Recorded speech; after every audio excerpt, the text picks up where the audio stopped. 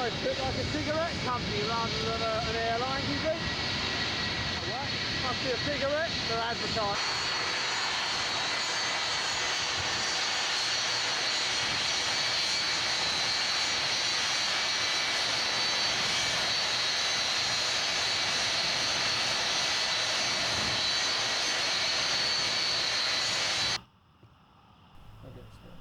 The most impressive part of coming into Goose Bay isn't the array of military NATO aircraft, but the unmistakable shape of the Vulcan bomber parked at one end of the airport. The airport property.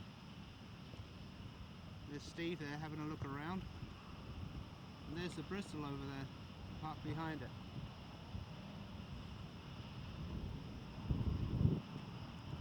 Quite the aeroplane.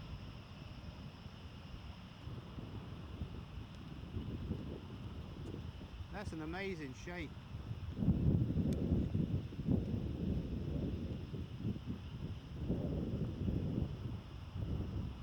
Isn't that a beautiful shape, Steve? Look at the size of the air intakes. What are they, twin Avons, aren't they? Or did they finish up with them? I think they went to Olympus. Same as the Concorde. Look at the gear. You see the braking system there? Yeah, the spring loaded. It's just like the Comet. Push the bottom up, it should come away from the wheel. Yeah, it is, yeah. Mac Tourette's. I've never seen Mac Tourette's actually fitted on a VC10. You see the cords through the tyres as well. That's something else. Yeah. That Concorde's got that because you're allowed to wear the tyres down to the cord. Yeah. Lots of activity here.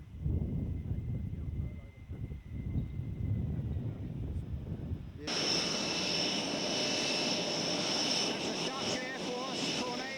They're doing low-level training around here. A Dutch Air Force Tornado. They do low-level training around here.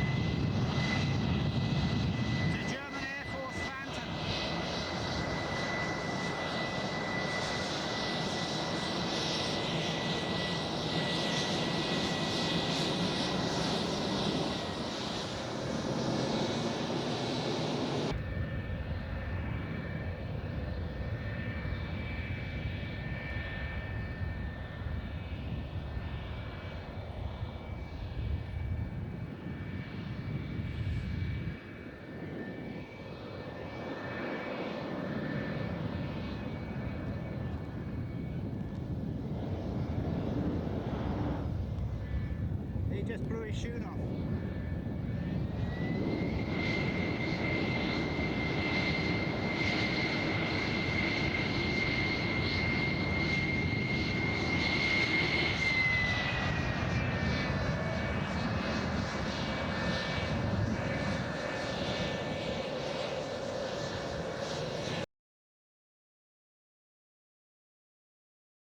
After spending some time double-checking the airplane, crew donned their survival gear and prepared for the Atlantic crossing. This, by far, will be the longest day, and after just a few hours in Goose Bay, DFC was airborne again.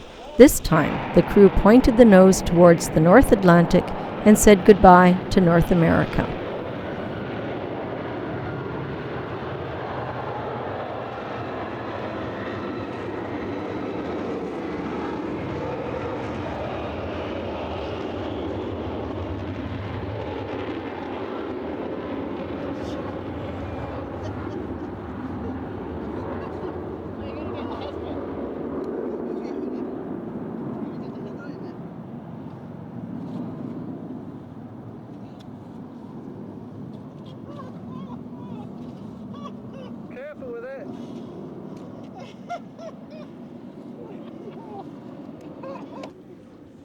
Well, all that performance was putting the survival suits on.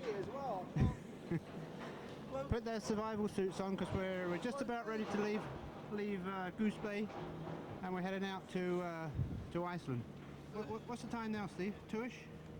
Yeah, just after 2. 2 hours to get this suit on. 20 to 2 We local. had that suit before we put this on. Yeah. You know, you'd get the croutons stuck in your throat. They'd never go down. Excuse me, young man. Yeah, 20 to 2 in the afternoon. It's about 9 hours flying time, so we're going to be kind of late by the time we get in there. But we're going now because the weather's supposed to be going down, and if we don't get out now, we might be here for a few days. So.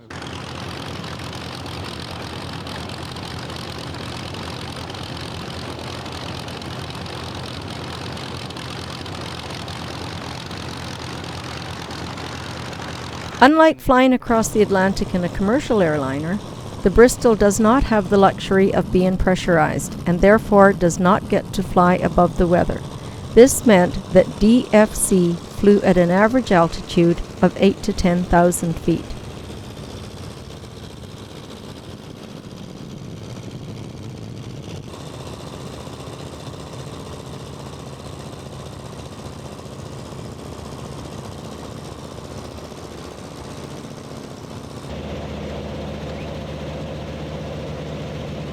With the initial departure from Rimouski via Goose Bay, DFC's total flying time this day was 14 hours.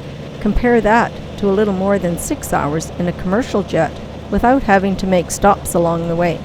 The crew of DFC were happy to have the day behind them. Having arrived in the dark, the crew awoke to their first sights of the airport in Reykjavik. The hotel we're staying in at Reykjavik, Iceland. And this is the view out of the bedroom window. I don't think we're going to see much of the town because we're going to be blasting off pretty soon. We got in here at 6 o'clock local time, I guess. Over 14 hours flying time yesterday. And now we're up at 1 and we're going to go and have some breakfast. There's another view from the hotel, another hotel window. I don't know what that is on the hill there. I think somebody lives up there. Maybe the Queen of Iceland. Hey Dave. Yeah, that's right. There, not much ice anywhere. There it is. There's yet another view. On the other side of the hotel. Right on the airport. Right on the airport. There's the old control tower. It's like an old World War II one. It's pretty flat. There's the water over there. There's the Bristol sitting over there. And that's it. That's all she wrote.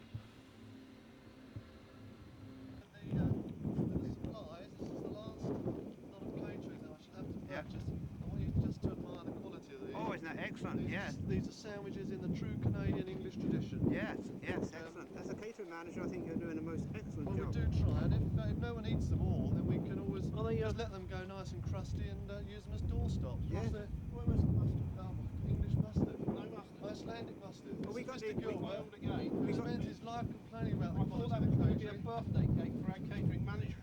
We got English mustard left over in there from Ottawa. Yes. Well, not so much. That's okay. Well, welcome aboard, sir. Oh, with well, our yes, thank catering. you, thank you. Okay. Come and see the It is up to your standard, catering is manager it? here. He's going to sort you out. This is Reykjavik.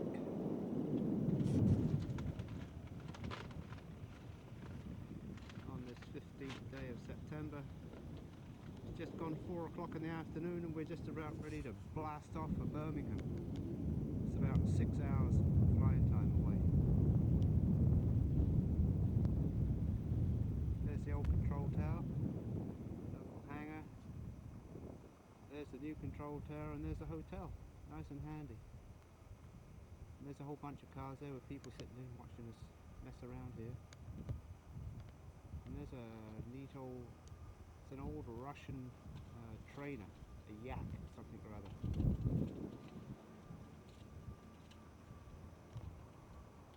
What are you doing, Steve? I'm just rolling this box over to the over here. I hope I don't run out of tape by the time I get there. It's a rubbish box. Oh yeah. I've checked it to see there's no batteries in it.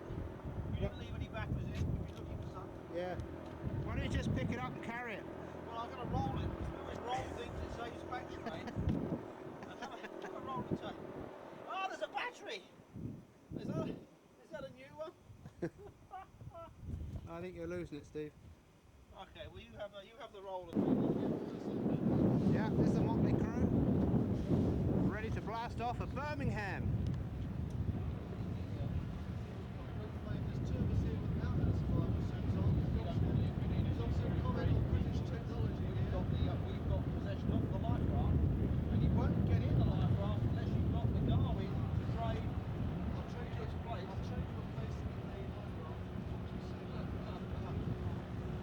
With the pre-flight checks out of the way, they loaded their catering, donned their survival suits, and headed out for what they thought was going to be Birmingham.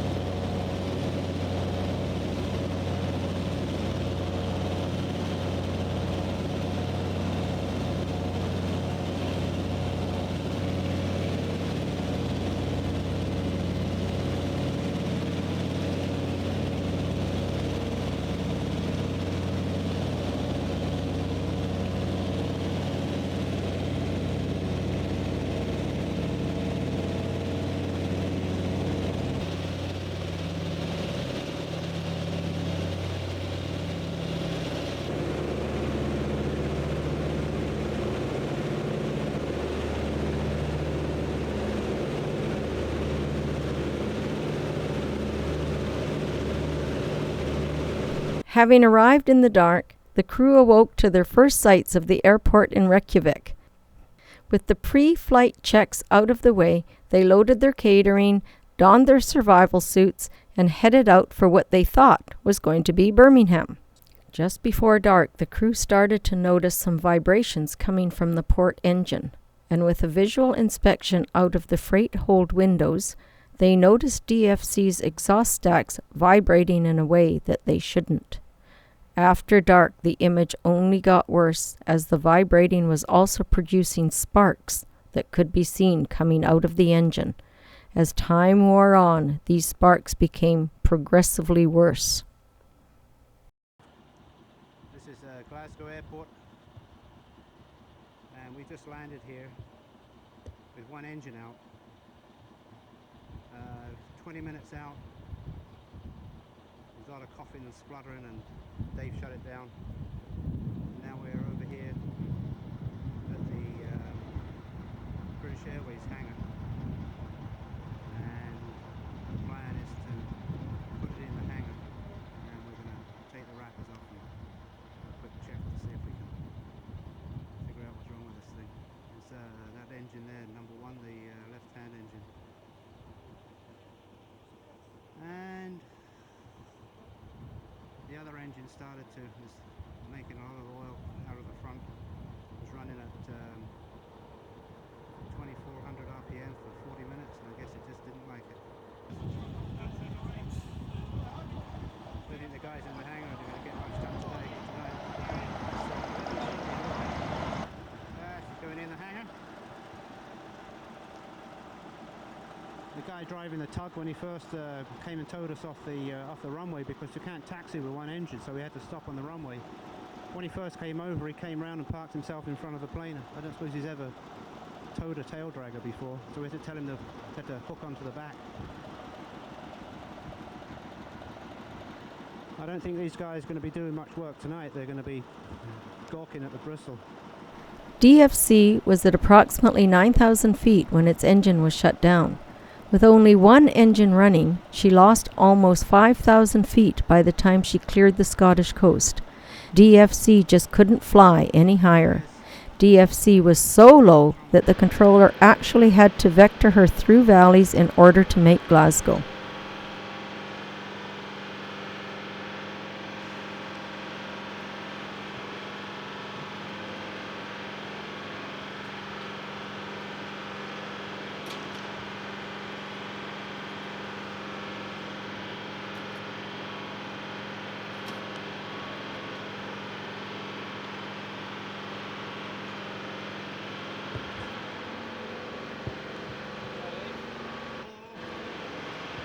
Guess what we're doing?